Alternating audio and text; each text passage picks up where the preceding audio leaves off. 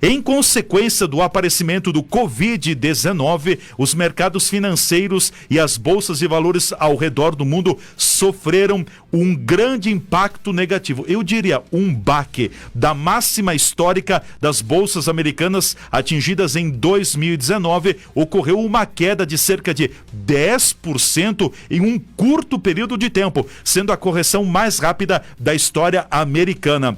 A ansiedade apresentada pelo mercado financeiro, somada aos números da economia chinesa, devem afetar diretamente o agronegócio e a economia brasileira. É o tema que nós vamos falar a partir de agora: o medo, o nervosismo, o agronegócio e o comportamento econômico global face ao coronavírus. Estamos recebendo aqui nos estúdios da Bitcom TV, do Conexão, a doutora Fernanda Flores, que é coordenadora do curso de Medicina Veterinária e doutorado em microbiologia da Faculdade Murialdo, aqui de Caxias. Doutora Fernanda, bem-vinda, bom dia. Bom dia, é um prazer estar nesse espaço e poder discutir um pouquinho, com vocês, com a população que nos ouve, que nos vê, sobre esse tema tão importante hoje e que não tem como fugir, né? Com certeza, é o que a gente conversa na família, nas rodas de amigos, a todo momento. Coronavírus é a palavra mais falada no momento. Mas eu queria que a gente iniciasse essa conversa falando um pouquinho, tecendo um cenário seu a respeito da questão do medo e do nervosismo causado pelo coronavírus. Qual é a sua leitura? Realmente as pessoas estão entrando em pânico, há muito medo, há muito nervosismo. O que a gente pode falar nesse sentido? É importante ressaltar que o medo está fazendo com que as pessoas posterguem um pouquinho as medidas preventivas e achem que a questão do coronavírus é apenas uma síndrome gripal leve que vai passar. Isso é uma reação que nós estamos vendo na população, mas é o medo que está fazendo isso, né? Então eu prefiro postergar e dizer que não vai ser nada e ao levar de fato a sério essa problemática. Nós temos um vírus de uma família que circula, né? A família Coronaviridae, ela circula desde 1960. Nós temos infecções em humanos de forma leve acontecendo desde 1960. Infecções em animais, né? Em suínos, em felinos, em aves, também muito importantes para o setor do agronegócio, já há bastante tempo, porém todas elas controladas. A questão é, estamos com um novo coronavírus, né? Esse coronavírus... É uma mutação? Perfeito.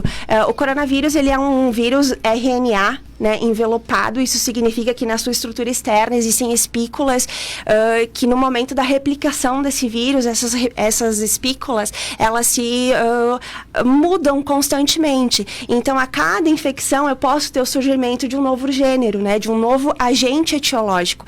Então, apesar da gente conhecer a família Coronaviridae e os outros coronavírus, este vírus é novo. Então, a gente não sabe ao certo quanto tempo a gente vai levar para ter uma imunidade, se essa imunidade ela vai ser duradoura, se a transmissão de pessoa para pessoa ela vai acontecer em momentos específicos, né? No início, nós achávamos que a infecção acontecia como em outros coronas, né? A infecção após a sintomatologia já está evidente. Hoje a gente já sabe que não. Uma pessoa assintomática pode transmitir já o vírus. E este é o grande problema, né? Nós não sabemos ainda ao certo quantas pessoas já tiveram contato com o SARS-CoV-2, que é o nome desse agente etiológico e que causa a doença Covid-19, né? O Covid-19. O Covid-19 é a doença. Então, a gente não sabe quantas pessoas hoje já estão infectadas, porém estão assintomáticas. O vírus é bastante potente. Se fala talvez que o coronavírus ele é menos intenso do que uma gripe H1N1 e mais forte do que uma gripe comum. O que a gente pode falar? Perfeito. Em relação à mortalidade, à letalidade, talvez sim, ele seja, digamos assim, menos potente. Porém, a transmissão dele é muito maior. Muito maior? Muito maior. Então, eu preciso, né, num caso de uma influenza, eu vou transmitir a infecção após eu já estar com a sintomatologia. Então, eu consigo controlar um pouco mais isso. Agora, já o coronavírus, né, o SARS-CoV-2, não. Então, essa transmissão, ela ocorre de uma forma muito facilitada. E é por isso que nós temos, então, esse risco, né? Essa família, ela tende, as das infecções em humanos ser de baixa patogenicidade. Porém, esse novo vírus, assim como aconteceu lá na China em 2002 com a SARS, né, com a síndrome respiratória em 2002, ela tende a ter uma patogenicidade maior. Então, por isso, todo esse cuidado. Sim. E aí eu faço um apelo, né, à população que, de fato, leve a sério essas medidas preventivas, né. Hoje a gente tem a questão da lavagem das mãos, lavagem do rosto, né, do nariz, enfim, da boca, o uso do álcool gel, são medidas que vão nos ajudar muito, porém, nós temos uma medida que foi, digamos assim, de uma forma mais intensa, né, a partir de ontem, né, que é a restrição das pessoas, né, o evitar aglomerações, evitar que as pessoas vão à rua, né, muitas escolas já pararam, instituições de ensino superior já fecharam as portas, vão fazer suas atividades de forma online. O ato das pessoas ficarem em casa é uma medida boa? É a medida mais eficaz que nós temos neste momento. Por quê? Porque o que Mas ficar em casa. Ficar em casa. E não sair na rua. Não sair na rua, evitar sair na rua, né?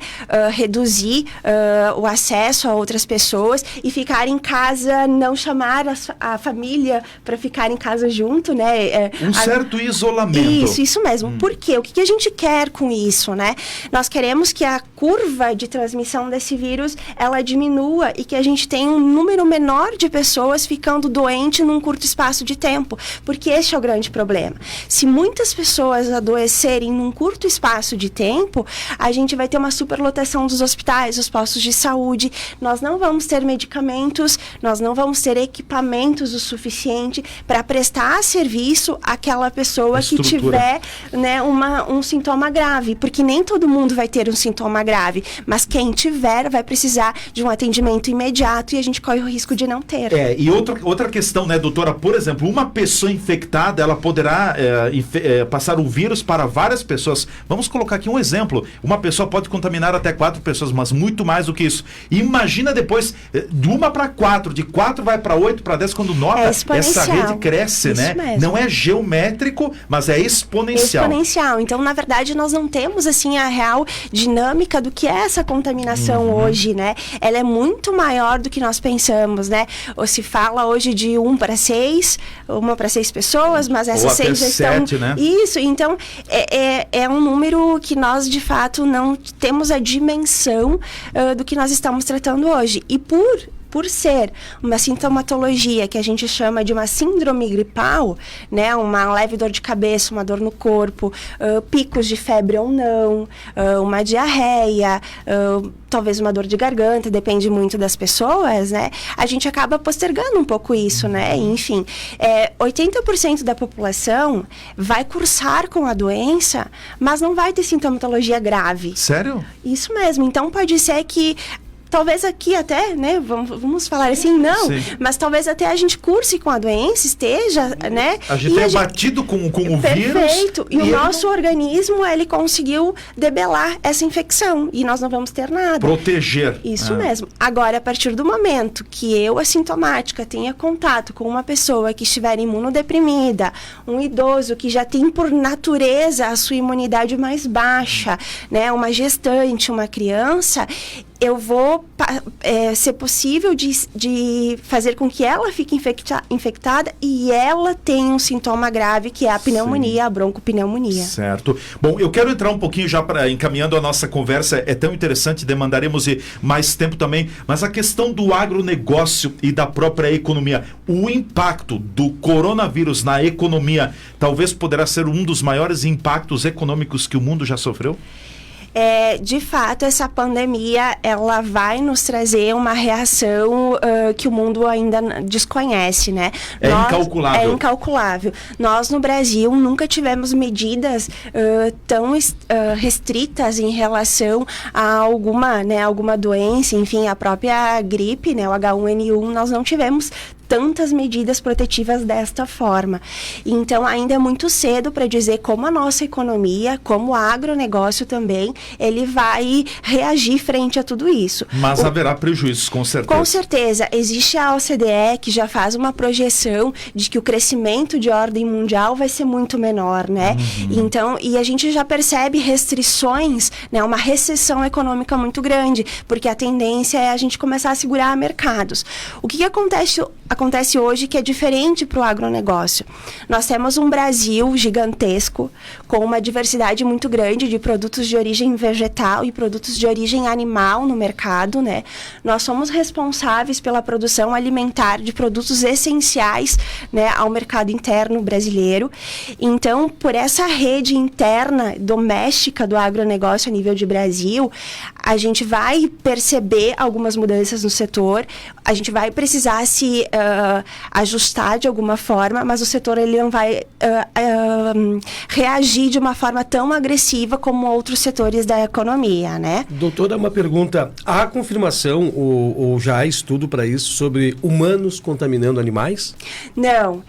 Na medicina veterinária, e é importante frisar, existe a infecção de animais por coronavírus, tá? Causando gastroenterite, peritonites, doenças renais em aves, mas não existe nenhuma comprovação científica de que essa contaminação entre animais e humanos, ela exista. São agentes etiológicos diferentes, porém da mesma família viral. Então, as pessoas podem ficar tranquilas. Os pets, né, os animais de produção, eles em algum momento, eles podem ter algum curso de coronavírus. Mas não transmitidos pelo ser humano. Não transmitidos pelo ser humano, nem para o ser humano, e nada a ver com o SARS-CoV-2 que nós estamos falando agora. São coisas diferentes. Isso mesmo. Doutor, mais uma questão e brevemente, aproveitando também a sua área, e como jornalista eu confesso que até eu tenho dúvida daqui a pouco se é uma fake news ou se é verdade. Procede a informação de que na Europa, na França, já há casos de gripe aviária ocorrendo? Perfeito. Nós estamos com focos de H5N8, né, a gripe aviária pipocando, na verdade, desde de dezembro em alguns países, né? E sim, esses focos isolados de gripe aviária estão acontecendo. Era uma situação que eu iria comentar. Quais são os dois grandes problemas hoje que podem influenciar o agronegócio? Né? Um possível acidente sanitário desta ordem, a gripe aviária, né? Brasil não teve, Rio Grande do Sul não teve, nós não temos nenhum foco de gripe aviária. Nossas medidas, as barreiras sanitárias são específicas e eficazes contra a influenza nas aves, os animais de produção, porém, o mundo cursa com focos de H5N8.